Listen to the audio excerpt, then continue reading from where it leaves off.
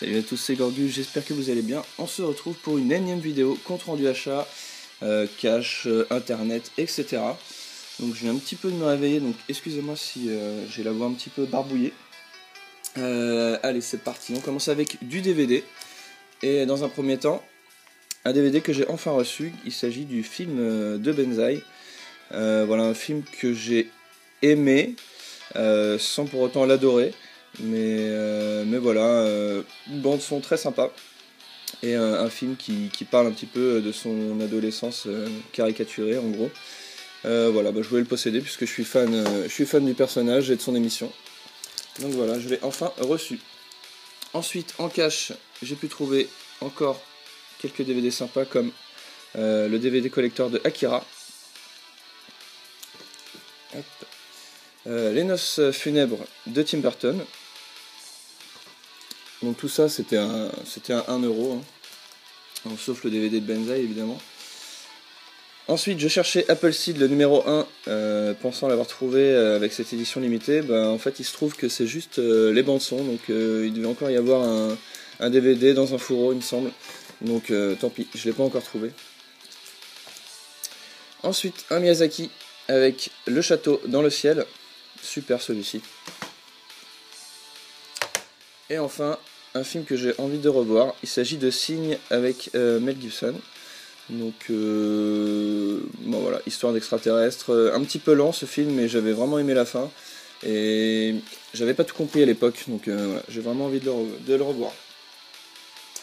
Ensuite, on attaque les jeux PS1. Donc ouais, comme vous avez pu le voir, je me suis encore pris un petit amiibo. J'ai pris Fox de Starwing, voilà, donc j'ai mis le petit jeu à côté. En rappel. Donc pour les jeux PS1, j'ai trouvé pas mal de petits jeux que j'avais pas encore. On commence avec Myst, premier du nom. Voilà, vous avez les prix dessus, 9€, donc c'était pas cadeau, hein, mais bon, complet. Ensuite, Saltwater Sport Fishing, un jeu de pêche. Un Football Madness, donc je m'en suis pas encore occupé. Hein. Il y a encore des boîtes cassées, des étiquettes de prix, etc. Renegade Racers. Ensuite, un jeu de hockey en 3D. Tac. Fat Air Extreme Snowboarding. Et celui-ci, un espèce de shmup en 3D.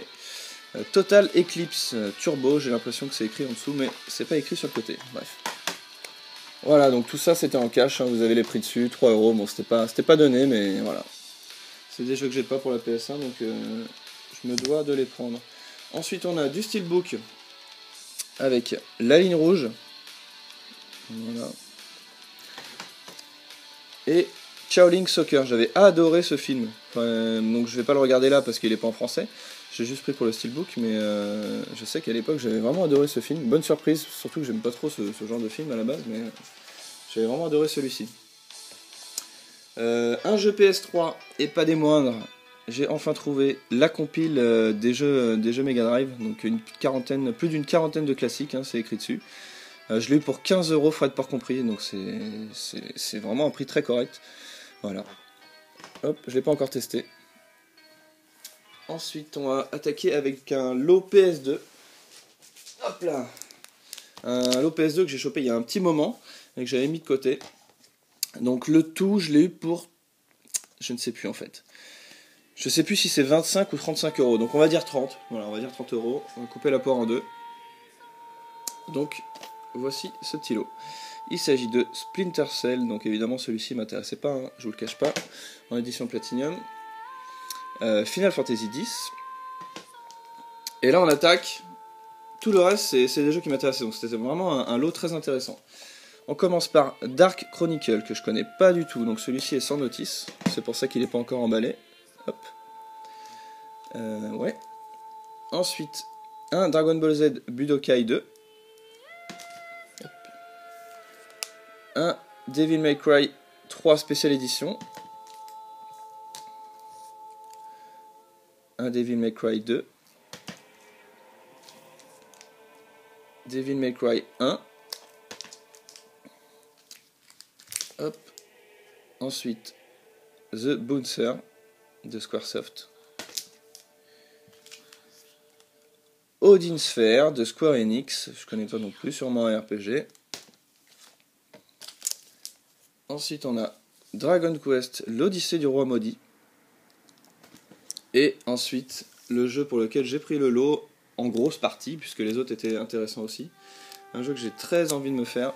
Il s'agit de Okami. Voilà, sur PS2, dans un super bêta. Tous les jeux étaient en très bon état. Voilà. Ah, j'avais pas vu qu'il était abîmé celui-là. Bref. Voilà pour le lot PS2. On continue avec du rétro. Hop.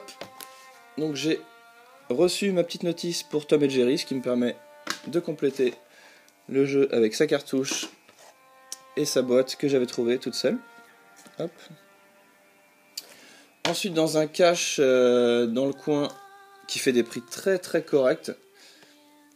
Donc, je possédais le Disney Adventure in the Magic Kingdom en loose. Et je l'ai trouvé dans ce cache. Regardez le prix. Donc déjà, l'état est franchement très très bon. Et regardez le prix. Voilà, 11 €. 11 € pour un jeunesse complet. En très bon état, franchement, c'est un prix correct. Vraiment dans un cache. Donc je l'ai pris sans hésiter. Et j'ai pris également... Donc celui-ci, je ne me souviens plus. Voilà, 9 €. 8,95 €. L'Eras Moquette. Voilà, complet. Bon, il a un petit défaut sur la boîte, là. C'est vrai qu'il est déchiré. Mais voilà. Même pas 10 €. Pour un jeu 64 en boîte, c'est vraiment correct. Surtout pour un magasin, quoi. Je le répète. Voilà la preuve. Hop. Voilà. Ensuite, on finit avec le dernier lot. Voilà, comme ça la vidéo va pas durer trop longtemps, c'est parfait. Donc là, il s'agit d'un échange. Et quel échange? Avec Kumi, pour pas changer. Donc c'est des jeux qu'il avait chopé dans son cache. Et je peux vous dire que c'était resté dans ma tête parce que il avait chopé surtout vraiment 2 jeux quasiment introuvables. Et le jour où il m'a dit je me débarrasse de mes jeunesses, j'étais là de suite. Donc on commence avec des jeux PS1 qui m'a offert par contre. Alors on a le Bugs Bunny, Voyage à travers le temps, donc évidemment c'est pas la première édition, c'est pas grave, il le savait pas, donc bon c'est pas grave. Hein. Hop.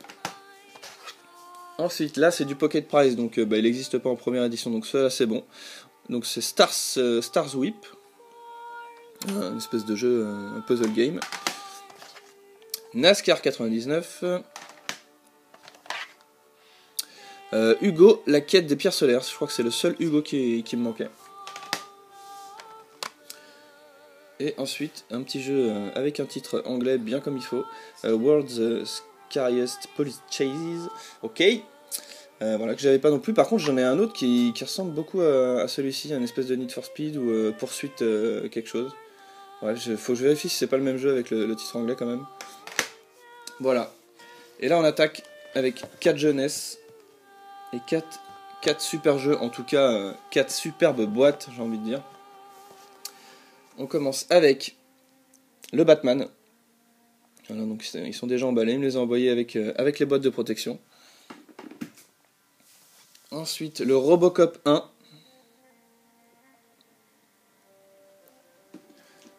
Et là, attention, là ça me fait vraiment plaisir.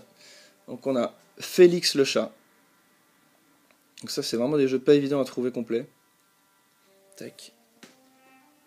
Et enfin une boîte magnifique. Wario's Woods. Voilà. Vraiment une boîte super belle. Donc voilà, bon apparemment c'est un puzzle game, donc c'est pas ce que je préfère. Mais voilà. Regardez-moi cette boîte, elle est vraiment magnifique, j'adore. Hop. Donc voilà, c'était pour ce dernier lot rétro. Donc c'est fini déjà, voilà. Même pas 9 minutes pour une fois. Mais par contre la suite va être un peu plus longue que d'habitude. Donc je vais commencer par les jeux que j'ai finis. Il y en a quelques-uns parce que j'ai pas fait de vidéo depuis un moment. Donc on commence avec Star Fox Command. Super jeu. J'ai eu un peu de mal à m'y mettre. Et franchement, il est génial. Je l'ai terminé. Donc c'est un jeu de shoot, hein, c'est un Star Fox. Sauf que avant de faire l'émission, vous avez une sorte de petite pas un petit jeu, mais vous voyez la carte du dessus, et c'est un peu stratégique, c'est du tour par tour. Vous déplacez vos vaisseaux au tour par tour, les ennemis font la même chose, et ensuite vous avez les phases de shoot. Et franchement, au début on meurt pas mal le temps de prendre en main le jeu, mais c'est vraiment un super jeu, je me suis régalé. Je l'ai terminé, il est assez court, et après vous pouvez refaire l'histoire avec des choix possibles que vous n'aviez pas avant. Et puis pareil pour les dessins, vous avez les personnages, enfin, c'est vraiment super sympa. C'est plein d'humour, c'est vraiment très bien, très fun à jouer.